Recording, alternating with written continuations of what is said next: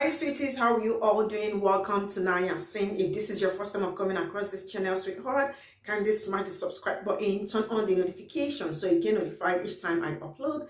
And please give this video a thumb up. I appreciate you all, and I want to say a very big thank you to every one of you for always coming back to watch my videos, commenting, and subscribing. You are awesome. So today, it's actually about a white woman who really went all out to tell black people what white people did to black Americans. And the question that started all this, and somebody asked, and they ate black people during those picnics and lynchings.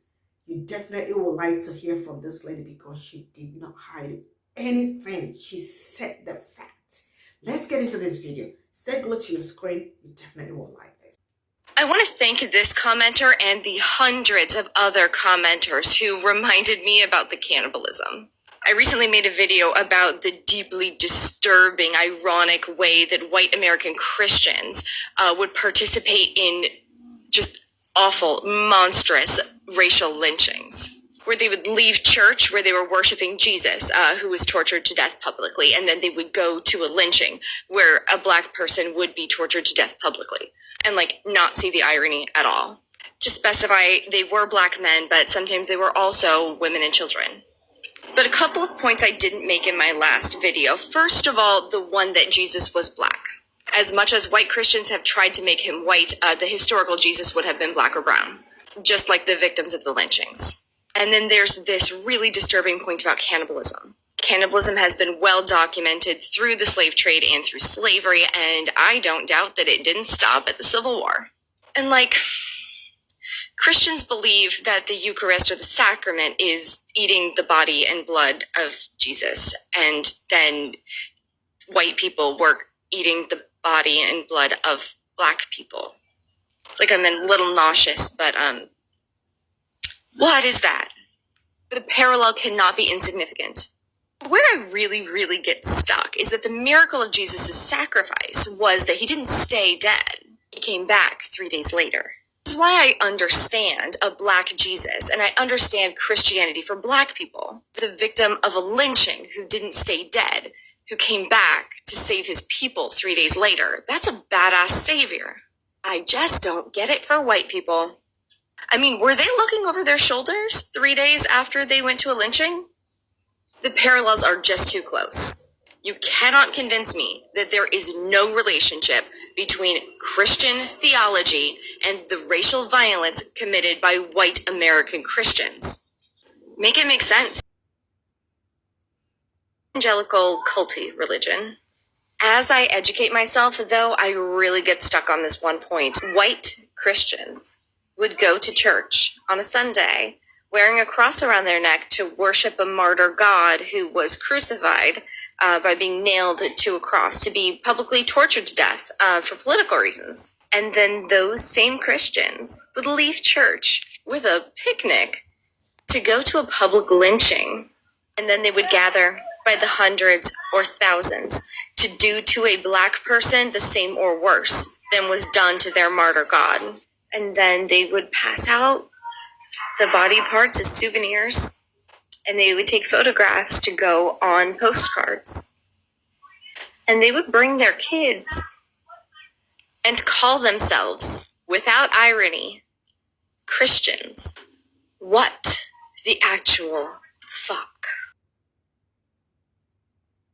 If you are black, please continue scrolling. This video might be triggering. If you're white, please stick around. Let's get into it. When in American history was lynching going on? Let's start at the end of the Civil War, which was indisputably fought over slavery. When the Confederacy lost, black people were given constitutional rights. But making a law saying that black people were people did not convince all of the white supremacists who lost the war and were kind of butthurt about it. After the Civil War, there was a brief period that we call reconstruction, where the Northern troops protected black people from their former slave owners. And for just about 12 years, black people voted and they held office and they owned land and they built schools and they flourished. And then the North just stopped protecting them just like that. But white supremacists really wanted to keep the racial social order, and their answer to this problem was lynching. So let's not mince words. This was a terrorist campaign. Yes, white people were terrorists. From 1882 to 1968, 4,743 lynchings occurred. Many historians believe the true number is underreported.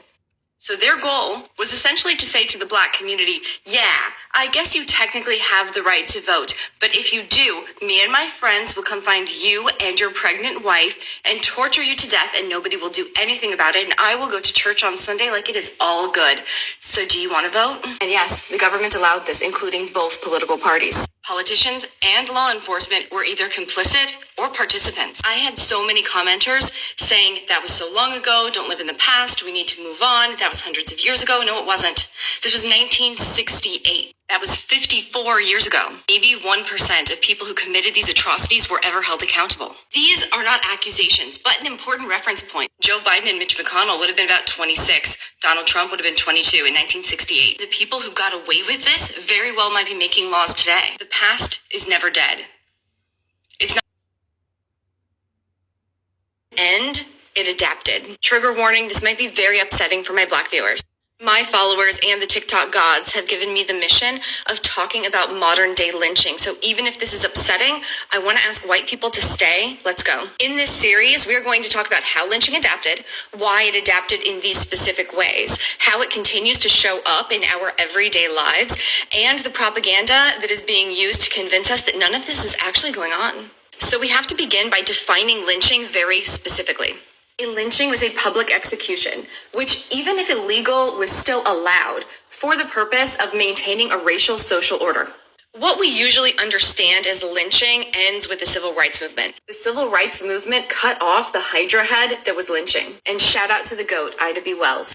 As white people do, we didn't stop doing the horrific, monstrous thing. We just adapted it just enough so white people could say with a straight face, well, we're not doing carnival lynchings anymore, so why are you trying to live in the past instead of celebrating all the progress we've made? Because number one, you did not want that progress. It was forced upon you.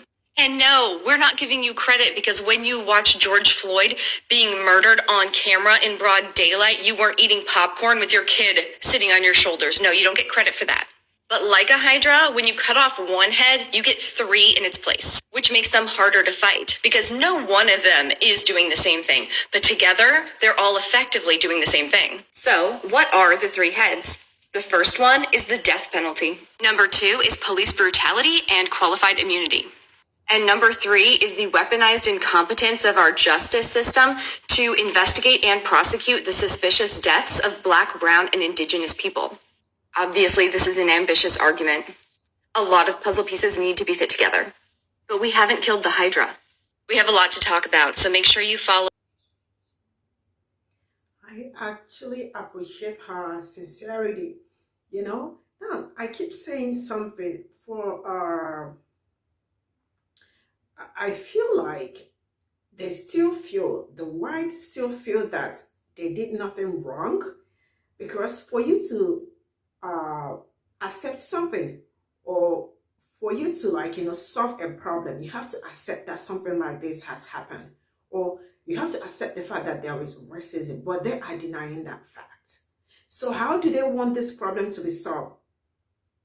How do they want it? It looks like they are not even ready to, they are not remorseful. They are not ready to, come back to say, oh, yo, we know something like this happened and we are sorry and we want, we want to be better. We want to, do better. But no, something like this is not happening. So, yeah, it is what it is. So let's continue on, because after what she said, I still see other Black people backing up what she has said and all of that. And the truth is that most of this did not happen long ago. Yes, 54 years, 40-something years, even still, it is still happening. Why am I saying 54 years, 40-something? It is still happening today in a modern way. Yes, it is still happening. Police brutality and all that. Anyways, I don't want to bore you with my talking. Let's just get into the video, all right? Who largely identified as Christians were doing racial terror lynchings. It was actually so common and so mainstream that asking me for proof is kind of Kafkaesque about the American education system. thousands of people were lynched. There would be carnival-like events, picnics with like food vendors. People would take pictures and send them through the mail as souvenirs, not to mention that they would pass out body parts as souvenirs. All the while calling themselves Christians, going to church on Sunday like it's all good, praying to Jesus up on the cross, and then leaving church and going to hang a black man from a tree. This is America. This is white American Christianity. If you have the stomach for it, Google Mary Turner. Look at some of those lynching postcards. Read the books White Too Long and Color of Compromise and White Rage by Carol Anderson. I am sorry to be the one to tell you, but Google is free and you now have a responsibility to look into this.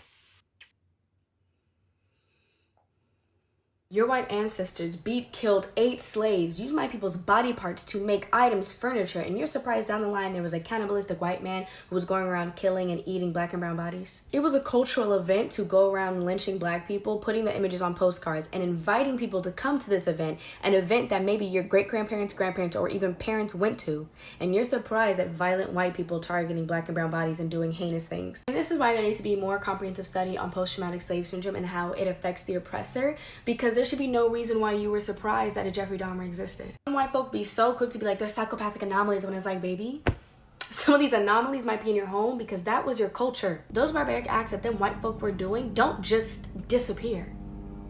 They were social customs. They were embedded into society as norms. And you're surprised that white men, white people have continued on being violent and targeting specifically black bodies? That's surprising to you?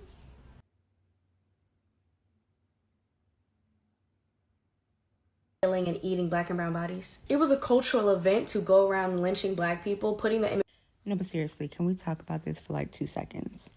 Not only was it a part of their culture to be absolutely abhorrent people and torture black and brown people, but it was a part of their culture to actually create festivities around these so-called picnics and public lynching. They would literally torture an entire village, go out in mob fashion, and grab any black person that they could get their hands on and torture them, string them up, hang them, and then burn them. And while the black bodies would be hanging in the background and burning, you would have families bringing children to have food and merriment and drink while literally a person is burning behind them. And to add insult to injury, they would cut pieces off of these hanging bodies to take home as souvenirs. And let's not even talk about the worst part when you had pregnant women being lynched, that they would actually cut the baby from their stomach and then stomp the baby out. How pro-life of these folks. The trauma that is the experience of the Black American runs so deep that we can't even begin to fathom how much it has affected our DNA. Our DNA. And it needs so much comprehensive knowledge for these so-called people that would sit around here and claim that racism is some kind of theory. And you know what the saddest part is? Some of these lynchings are still happening today. Maybe they're not happening in the way of public burnings and putting their faces on postcards, but that type of torture still happens today. And on record, those postcard lynchings were happening as late as almost the 70s.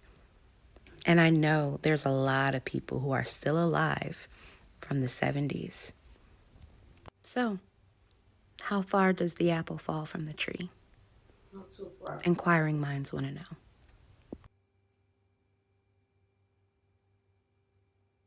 Find the trends that have been going on, or at least the conversations around like the Armie Hammer case and Jeffrey Dahmer series, very interesting, because black people have known that white people have been consuming other people. Indigenous people have also known that white people and white culture has always been consuming and literally cannibalizing black bodies. So black and brown bodies. So this is a resource. Read The Delectable Negro. by Vincent Woodard.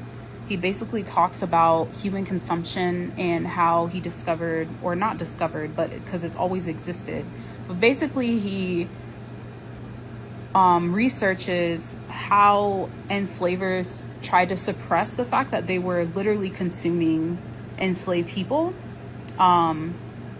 And he argues that it's connected to homoeroticism and this idea of like sexualizing, and basically what Armie Hammer is accused of, right? Which his cannibalization and like having a fetish for flesh, it's a cultural thing. It's a part of slave culture. Yeah. So that's why these people are reacting in the way that they are. That's why this country celebrates serial killers and, Jeffrey Dahmer, other white serial killers were constantly getting fan mail. And this is why, because it's a part of white culture, white supremacist culture, consuming black bodies, literally and metaphorically. So, read this, please. Read it. Guys, how did they get here? Man, this is a question that I don't know if I have an answer for it or somebody can help me answer it. But why the hate? Just why the hate for a particular race? The hate is so much. The atrocities, the evils they have done and still doing, and yet nothing is happening. Are they ever, Black Americans, are they ever going to get justice for all these evil things going around them, happening to them? Are things ever going to get better? This really sucks. Let me know what you all think in the comment section, and see you all in my next video. Bye for now.